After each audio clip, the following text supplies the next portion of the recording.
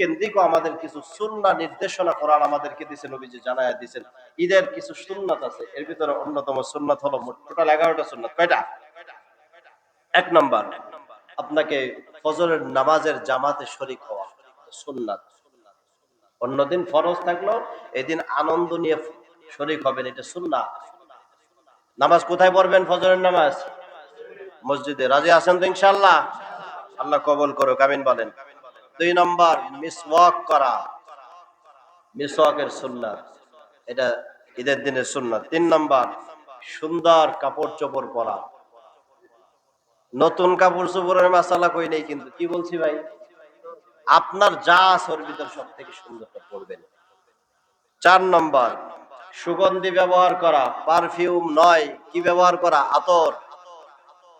Alcohol মুক্ত perfume ব্যবহার করতে পারেন, লেখা থাকে নো অ্যালকোহল, কিন্তু থাকে, ঠিক না ভাই? আতর ব্যবহার করবেন। 5 নম্বর, কিছু খেয়ে যাওয়া, কি করা? আল্লাহর নবী খেজুর খায়া যাইতেন, আমরা পারলে খেজুর খাবো, সবার বাসায় হয়তো বা আছে এখনো পর্যন্ত, আলহামদুলিল্লাহ আছে না? সকালবেলা 2টা 4টা খেজুর, একটু সিমাই, একটু পায়েস খেয়ে তারপর আসবেন। কেন আসবেন? যে আল্লাহ আমাকে এতদিন খাওয়ার জায়গা থেকে আটকায়া রাখছিল, আল্লাহর জন্য আমি সংযত ছিলাম, ওই আল্লাহ আমাকে সুযোগ করে দিয়েছে, এই কৃতজ্ঞতা প্রকাশের জন্য সামান্য হলেও খেয়ে তারপরে ময়দানে আসবেন। রাজি আছেন তো ইনশাআল্লাহ?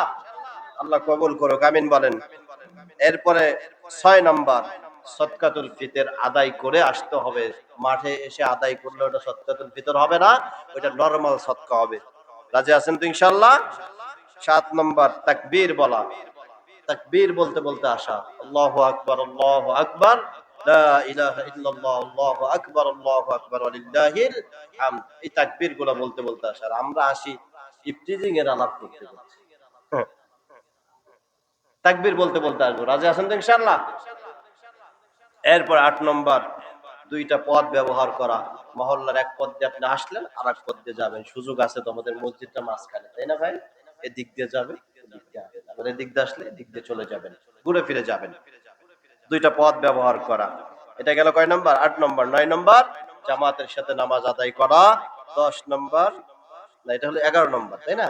11 নম্বর, শুভেচ্ছা জানানো, একজন আরেকজনকে শুভেচ্ছা জানানো। তাকাব্বালাল্লাহু মিন্না ওয়া মিনকুম, আল্লাহ তোমার আমলও কবুল করুক, আমার আমলও কবুল করুক। এইভাবে একজন আরেকজনকে কি করা? উৎসর্গ করা, শুভেচ্ছা বিনিময় করা। এই যে যে সুন্নাহগুলো আছে, আল্লাহ তাআলা আমাদেরকে আমল করার তৌফিক দান করুন। সকলে বলুন আল্লাহুম্মা আমিন।